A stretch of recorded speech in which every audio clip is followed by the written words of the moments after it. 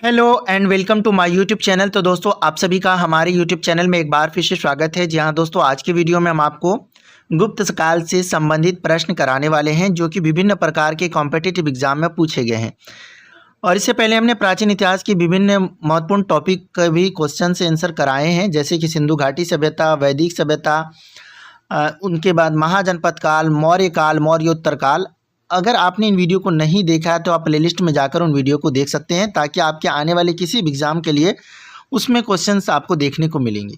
तो चलिए, आज का जो प्रश्न है वो कहता है, गुप्त शासन के दौरान निम्नलिखित में ऐसा व्यक्ति कौन था जो एक महान खगोल विज्ञानी और गणितज्ञ दोनों था गुप्त काल के दौरान। ठीक है, महान खगोल विज्ञानी और गणित, आर्यभट्ट, भानुगुप्त, बाणभट्ट, इनमें से कोई नहीं, तो वो थे आर्यभट्ट। और गुप्त वंश की स्थापना जिसने की है वो किया है श्रीगुप्त ने। ठीक है, चलते हैं अगले क्वेश्चन पे। अगला प्रश्न हमारा है, गुप्त शासकों की जो दरबारी भाषा थी वो क्या थी, सरकारी या दरबारी। यूपीपीसीएस में, ठीक है, यूपीपीसीएस में पूछा गया है 2012 में। हिंदी, संस्कृत, पाली, प्राकृत। तो गुप्त शासकों की जो दरबारी या सरकारी भाषाएं थी वो थी संस्कृत। ऑप्शन नंबर बी जो है वो हमारा बिल्कुल सही जवाब है। चलते हैं अगले क्वेश्चन पे। अगला प्रश्न हमारा कहता है, चंद्रगुप्त द्वितीय ने अपनी किस विजय की खुशी में चांदी के विशेष सिक्के जारी किए थे। चंद्रगुप्त द्वितीय, जिसको हम विक्रमादित्य के नाम से भी जानते हैं, उन्होंने अपनी किस विजय की खुशी में चांदी के विशेष सिक्के जारी किए थे। वाल्हीक प्रदेश को जीतने के बाद, हुनों को परास्त करने के बाद, शकों को पराजित करने के बाद, इनमें से कोई नहीं। तो उन्होंने जो चांदी के विशेष सिक्के जारी किए गए थे शकों को पराजित करने के बाद। चलते हैं अगले क्वेश्चन पे। अगला प्रश्न हमारा कहता है, महरौली यानी दिल्ली स्थित लोह स्तंभ का निर्माण किस सदी में हुआ था। द्वितीय सदी, तृतीय सदी, सप्त सदी या फिर चतुर्थ सदी। तो महरौली दिल्ली में जो लोह स्तंभ है उनका निर्माण किस सदी में हुआ था, चतुर्थ सदी में हुआ था, चौथी सदी में। ठीक है, चलते हैं अगला क्वेश्चन और 5वां नंबर प्रश्न कहता है, कालिदास की किस कृति की गिनती विश्व की 100 प्रसिद्ध साहित्यिक कृतियों में होती है। ठीक है, कालिदास की किस कृति की गिनती विश्व की 100 प्रसिद्ध साहित्यिक कृतियों में होती है। अभिज्ञान शाकुंतलम, चंद्रगुप्त विक्रमादित्य, अशोक बिंदुसार या फिर अशोक महान। तो कालिदास की जिस कृति की गिनती विश्व में प्रसिद्ध साहित्यिक कृतियों में होती है वो क्या है, अभिज्ञान शाकुंतलम है। ठीक है, ऑप्शन नंबर 1 जो वो हमारा बिल्कुल सही जवाब है। चलते हैं अगले क्वेश्चन पे। अगला प्रश्न है, वर्तमान गणित में दशमलव प्रणाली आविष्कार का श्रेय निम्न में किस युग को है। तो वर्तमान समय में जो दशमलव प्रणाली चल रही है इसका आविष्कार का श्रेय किस युग को जाता है। कुषाण युग, गुप्त युग, मौर्य युग या फिर वर्धन युग। तो बता दें कि जो दशमलव प्रणाली के आविष्कार का श्रेय दिया जाता है गुप्त युग को दिया जाता है। ऑप्शन नंबर बी जो वो हमारा बिल्कुल सही जवाब है। तो क्वेश्चन है हमारा 8वां नंबर प्रश्न है, स्कंद गुप्त को किस स्तंभ लेख में सक्रोपम कहा गया है। ठीक है, मंदसौर लेख, प्रयाग प्रस्तुति, जूनागढ़ अभिलेख, काहोम स्तंभ लेख। तो कहा गया है ये काहोम स्तंभ लेख में कहा गया है स्कंद गुप्त को सक्रोपम। ठीक है, ऑप्शन नंबर डी। अगला क्वेश्चन है हमारा 9वां नंबर प्रश्न कहता है, कुमार संभव महाकाव्य किस कवि ने लिखा है। कुमार संभव महाकाव्य किस कवि ने लिखा है। ठीक है, जैसे महाकाव्य महाभारत, ठीक है, और रामायण, उसी तरह से कुमार संभव महाकाव्य किस, कालिदास, हरिसेन, चंद्रबरदाई या फिर बाणभट्ट। तो कुमार संभव किसने किया था, कुमार संभव वो लिखा है कालिदास ने। चलते हैं अगले क्वेश्चन पे। अगला प्रश्न हमारा है, किस गुप्त शासक को नालंदा विश्वविद्यालय का संस्थापक माना जाता है। ठीक है, किस गुप्त शासक को नालंदा विश्वविद्यालय के संस्थापक, स्कंदगुप्त, कुमारगुप्त वन, समुद्रगुप्त या फिर चंद्रगुप्त। तो जो नालंदा विश्वविद्यालय का संस्थापक माना जाता है वो कुमारगुप्त प्रथम को माना जाता है। ये आपको ध्यान में रखना है। और ये लगभग 6ठी शताब्दी के आसपास इनको बनाया गया था। 11वीं से 12वीं शताब्दी के बख्तियार खिलजी के द्वारा इनको नष्ट कर दिया था। ये आपको ध्यान में रखना है। ठीक है, और कुमारगुप्त के बाद जो अगला शासक बना था वो स्कंदगुप्त बना था। ठीक है, ये आपको ध्यान में भी रखना है। चलते हैं अगले क्वेश्चन पे। अगला प्रश्न हमारा है, गुप्त वंश का शासक कौन था। घटोत्कच गुप्त या फिर चंद्रगुप्त या फिर श्रीगुप्त संस्थापक। ठीक है, किसने स्थापना की थी उनके बारे में, श्रीगुप्त। तो गुप्त वंश का जो संस्थापक था वो श्रीगुप्त था। ठीक है, ऑप्शन नंबर सी जो हमारा बिल्कुल सही हो जाएगा। चलते हैं अगले क्वेश्चन पे। अगला प्रश्न हमारा है, श्रीलंका के राजा मेघवर्मन ने किस स्थान पर भगवान बुद्ध का मंदिर बनवाने के लिए समुद्रगुप्त से अनुमति मांगी थी। श्रीलंका के जो राजा थे मेघवर्मन ने किस शासन पर भगवान बुद्ध का मंदिर बनाने के लिए समुद्रगुप्त से अनुमति, प्रयाग, कुशीनगर, अमरावती या फिर बोध गया। ठीक है, तो ये जो मांगा था वो बोधगया के लिए मांगा था, क्योंकि यहीं पे भगवान बुद्ध को ज्ञान की प्राप्ति हुई थी। चलते हैं अगले क्वेश्चन पे। अगला प्रश्न है, मंदिर निर्माण कला का जन्म सर्वप्रथम कब हुआ? ठीक है, आरआरबी एनटीपीसी 2016 में, गुप्त काल में, मौर्य काल में, कुषाण काल में या फिर सेंधव काल में? तो मंदिर निर्माण कला का जन्म जो सर्वप्रथम हुआ था वो हुआ था गुप्त काल में। ऑप्शन नंबर 1 वो हमारा बिल्कुल सही जवाब है। अगला क्वेश्चन है हमारा, गुप्त शासकों द्वारा जारी किए गए चांदी के सिक्के क्या कहलाते थे? गुप्त शासक के द्वारा जो सिक्के जारी किए जाते थे चांदी के, वो क्या कहलाते थे? ठीक है, ये आपसे पूछा गया प्रश्न है। तो वो कहलाता था कारसापन, रूपक, दिनारपन। तो गुप्त शासक के द्वारा जो चांदी के सिक्के जारी किए जाते थे वो रूपक कहलाते थे। Option number B. अगला क्वेश्चन है हमारा, गुप्त वंश के किस शासक ने सर्वप्रथम महाधिराज की उपाधि धारण की? तो गुप्त वंश के कौन से शासक थे जो सबसे पहले महाधिराज की उपाधि धारण की थी? समुद्रगुप्त ने, घटोत्कच गुप्त ने, या चंद्रगुप्त ने, या श्रीगुप्त ने? तो ये जो उपाधि धारण की थी महाराजा धीराज, वो चंद्रगुप्त ने धारण की थी। ठीक है, चलते हैं अगले क्वेश्चन पे। अगला प्रश्न है, गुप्त काल के सर्वाधिक लोकप्रिय देवता कौन थे? गुप्त काल में सबसे सर्वाधिक देवता कौन थे, ये आपको बताना है। शिव, बुद्ध, सूर्य, विष्णु? तो गुप्त काल के दौरान जो सबसे लोकप्रिय देवता थे वो थे विष्णु।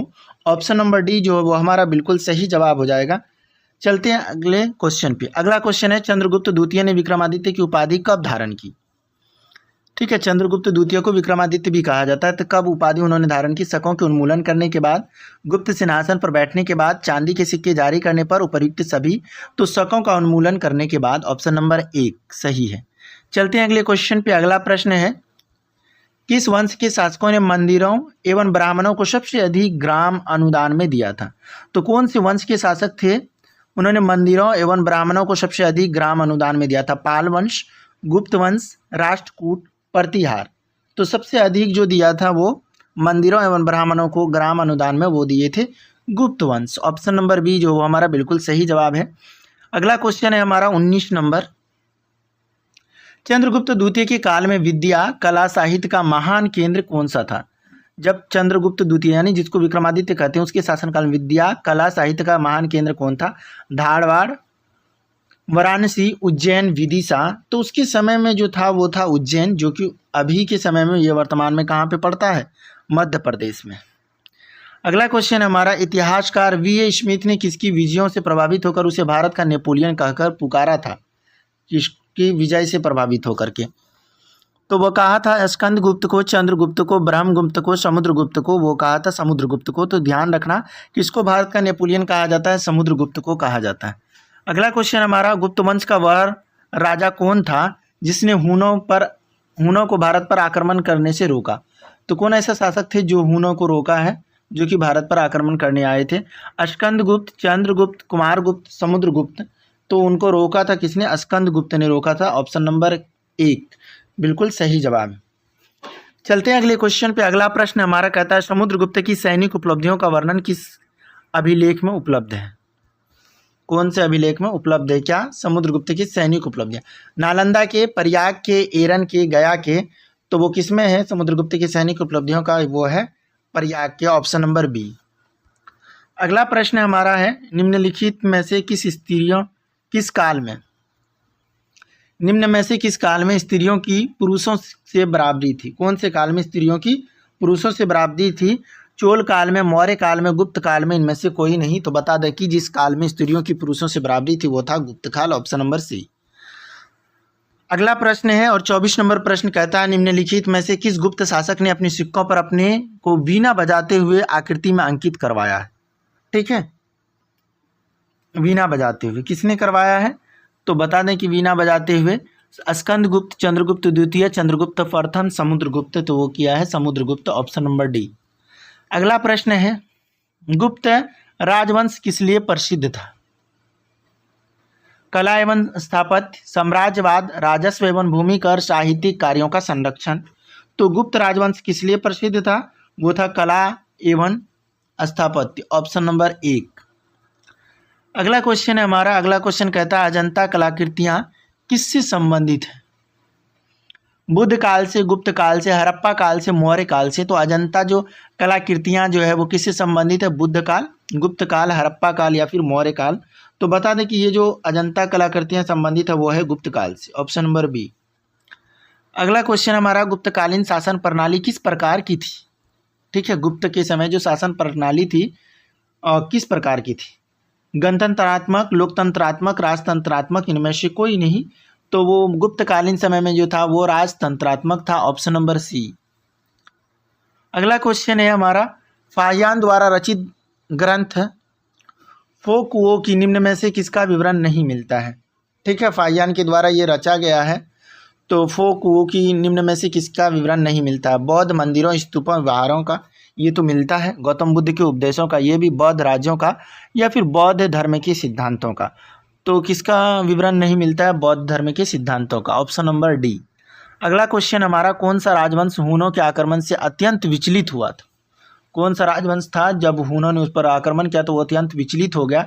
गुप्त वंश, शुंग वंश, मौर्य वंश या फिर कुषाण वंश? ठीक है, तो बता दें कि ये जो सबसे ज़्यादा विचलित हुए थे वो हुए थे गुप्त वंश, ऑप्शन नंबर एक जो वो हमारा बिल्कुल सही जवाब है। अगला प्रश्न है, निम्नलिखित में से कौन सा नाटक कालिदास ने नहीं लिखा था? ठीक है, तो कालिदास कौन कौन से नाटक नहीं लिखे थे? मालविकाग्निमित्र, ठीक है, जानकी हरण, अभिज्ञान शाकुंतलम, विक्रमोर्वशीयम। तो ये विक्रमोर्वशीयम भी लिखा है, ठीक है, अभिज्ञान शाकुंतलम भी, मालविकाग्निमित्र भी लिखा है, जानकी हरण नहीं लिखा है। ठीक है, तो तीनों यहाँ पे पूछा कौन नहीं लिखा है, तो ऑप्शन नंबर बी जो वो हमारा बिल्कुल सही जवाब हो जाएगा, क्योंकि इसको इन्होंने नहीं लिखा है। ठीक है, कालिदास ने। अगला प्रश्न हमारा है, वह प्रथम भारतीय विद्वान कौन था जिसने गणित को एक पृथक विषय के रूप में स्थापित किया? तो प्रथम भारतीय विद्वान कौन थे? ब्रह्मगुप्त, वराहमिहिर, आर्यभट्ट, धन्वंतरी। ठीक है, तो कौन थे ये? आर्यभट्ट थे, जिन्होंने गणित को एक पृथक विषय के रूप में स्थापित किया है, ऑप्शन नंबर सी जो वो हमारा बिल्कुल सही जवाब है। चलते हैं अगले क्वेश्चन पे। अगला प्रश्न कहता है, गुप्तकालीन पुस्तक नवीनतकम निम्न में से किससे संबंधित है? ठीक है, नवीनतकम किससे संबंधित है? धातु विज्ञान से, खगोल शास्त्र से, गणित से, चिकित्सा से। तो किससे संबंधित है? नवीनतकम चिकित्सा से संबंधित है, ऑप्शन नंबर डी।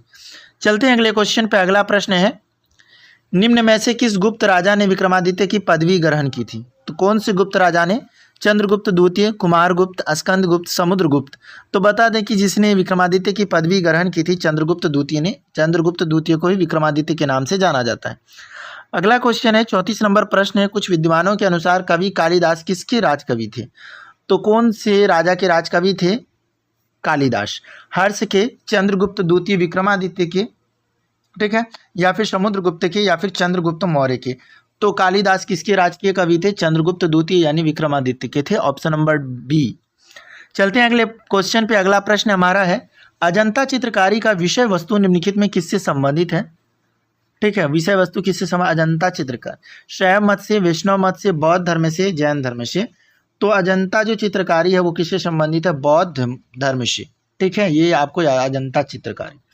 अगला क्वेश्चन है हमारा, गुप्त स्थापत्य कला का सर्वोत्कृष्ट मंदिर निम्न में कौन है? गुप्त स्थापत्य कला का भीतरगांव का मंदिर, तिगवा का विष्णु मंदिर, भुमरा का शिव मंदिर, या देवगढ़ का दशावतार मंदिर। तो गुप्त स्थापत्य कला का जो सर्वोत्कृष्ट मंदिर निम्न में कौन सा है? वो है देवगढ़ का दशावतार मंदिर, ऑप्शन नंबर जो है हमारा डी जो है वो बिल्कुल सही है। चलते हैं अगले क्वेश्चन पे। अगला प्रश्न हमारा कहता है, अजंता की गुफाओं में किन गुफाओं का निर्माण गुप्त काल में हुआ है?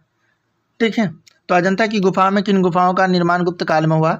16, 17 एवं 19, 14, 15, 16, या 2, 3, 4, या सभी गुफाओं का? तो बता दें कि अजंता की गुफाओं में जो गुफाओं का निर्माण हुआ गुप्त काल में वो है 16, 17 एवं 19। चलते हैं अगले क्वेश्चन पे। अगला प्रश्न है, तांबा का सिक्का जारी करने वाला पहला गुप्त शासक कौन था? ठीक है, तांबा का जिसने सिक्का जारी किया था, चंद्रगुप्त प्रथम, रामगुप्त, चंद्रगुप्त द्वितीय, स्कंदगुप्त। तो जो तांबा का सिक्का जारी किया है वो रामगुप्त है सबसे पहले।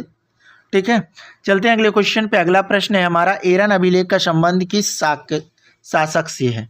एरन जो अभिलेख है उसका संबंध किस शासक से है? ब्रह्मगुप्त, चंद्रगुप्त प्रथम, भानुगुप्त, चंद्रगुप्त द्वितीय। तो ये हो जाएगा भानुगुप्त। अगला प्रश्न है, अमरकोश के लेखक अमर सिंह किस शासक के दरबार से जुड़े थे? अमरकोश के जो है उनके लेखक हैं अमर सिंह, वो किस शासक के दरबार से जुड़े थे? समुद्रगुप्त, चंद्रगुप्त प्रथम, स्कंदगुप्त, चंद्रगुप्त द्वितीय। तो अमरकोश के लेखक जो अमर सिंह है वो किससे संबंधित है? चंद्रगुप्त द्वितीय से, यानी विक्रमादित्य से। चलते हैं अगले क्वेश्चन पे। अगला प्रश्न हमारा है, गुप्त संवत 319 से 320 को प्रारंभ करने का श्रेय किसे दिया जाता है? ठीक है, 319 से 320 के बीच में गुप्त संवत शुरू हुआ था। चंद्रगुप्त प्रथम, चंद्रगुप्त द्वितीय, समुद्रगुप्त, स्कंदगुप्त। तो जो श्रीगुप्त उन्हीं को चंद्रगुप्त प्रथम बोलते हैं। ठीक है, चलते हैं अगले क्वेश्चन पे। अगला क्वेश्चन हमारा, बाल विवाह की प्रथा कब आरंभ हुई थी? मौर्य काल में, गुप्त काल में, कुषाण काल में या हर्षवर्धन काल में? तो बाल विवाह की जो शुरुआत हुई थी कौन से काल में हुई थी? गुप्त काल में हुई थी। ठीक है, ऑप्शन नंबर बी, ये आपको ध्यान में रखना है। अगला क्वेश्चन है, फाहियान किसके शासनकाल में भारत आया था? चीनी यात्री फाहियान किसके शासनकाल में भारत आया था? चंद्रगुप्त प्रथम, अशोक, चंद्रगुप्त द्वितीय या फिर हर्षवर्धन? तो फाहियान आया था चंद्रगुप्त द्वितीय के शासनकाल में। अगला क्वेश्चन है, भारतीय संस्कृति का स्वर्ण युग, गोल्डन एज किस युग को कहा जाता है? ठीक है, स्वर्ण युग भारत का किस एज को कहा जाता है? मौर्य काल को, राजपूत काल, चोल काल या फिर गुप्त काल? तो भारतीय संस्कृति का स्वर्ण युग कहा जाता है गुप्त काल को, option number D.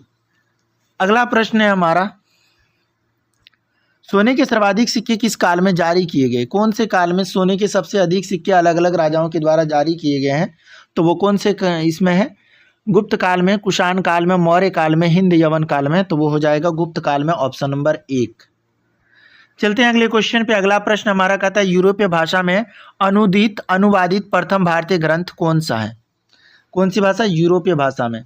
Bhagavat Gita, अभिज्ञान शाकुंतलम, कुमार संभव या फिर कामसूत्र? तो यूरोपीय भाषा में अनुवादित प्रथम भारतीय ग्रंथ है अभिज्ञान शाकुंतलम। ठीक है, ऑप्शन नंबर बी। चलते हैं अगले क्वेश्चन पे। अगला प्रश्न है, सती प्रथा का पहला उल्लेख कहाँ से मिलता है?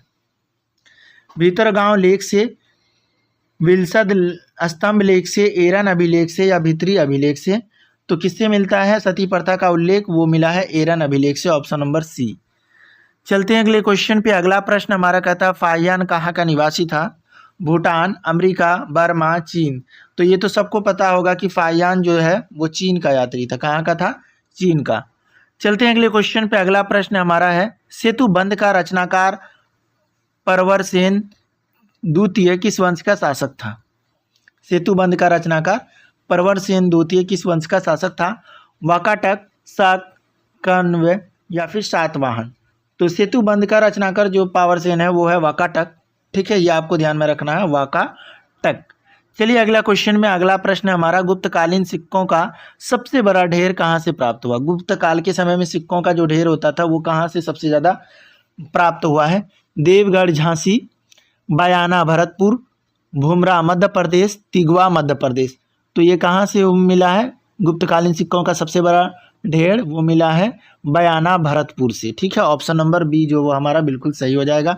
और भरतपुर कहाँ पे पड़ता है? राजस्थान में पड़ता है। अगला क्वेश्चन है, परम भागवत उपाधि धारण करने वाला प्रथम गुप्त शासक कौन था? परम भागवत उपाधि, रामगुप्त, चंद्रगुप्त द्वितीय, समुद्रगुप्त या फिर चंद्रगुप्त प्रथम? तो ये है समुद्रगुप्त, ऑप्शन नंबर सी जो है वो हमारा बिल्कुल सही जवाब हो जाएगा। चलते हैं अगले क्वेश्चन पे। अगला प्रश्न है, मिहिर कुल का संबंध निम्नलिखित में किससे था? मिहिर कुल का जो है संबंध वो किससे था?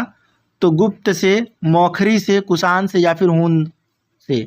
तो मिहिर कुल का जो संबंध है निम्नलिखित में हून से है। ठीक है, तो दोस्तों ये थे गुप्त काल से प्रीवियस ईयर में पूछे गए 51 क्वेश्चंस। आई होप आपको यह हमारा वीडियो पसंद आया होगा। अगर वीडियो पसंद आए तो वीडियो को लाइक कीजिए और अपने दोस्तों के साथ शेयर कीजिए। और हाँ, अभी तक हमारे यूट्यूब चैनल को सब्सक्राइब नहीं किया है तो सब्सक्राइब कीजिए। तो मिलते हैं अगले वीडियो में। Thank you, bye.